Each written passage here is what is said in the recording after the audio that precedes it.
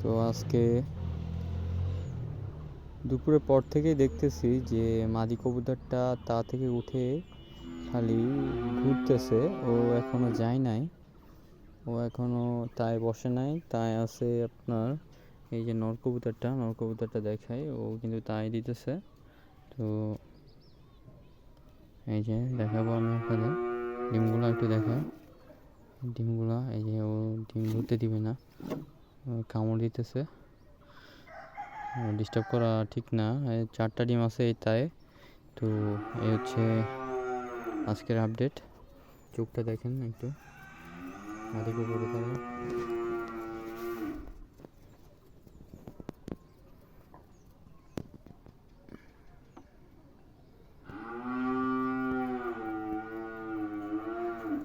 তো গ্যাস, এটা ছিল আজকের আপডেট।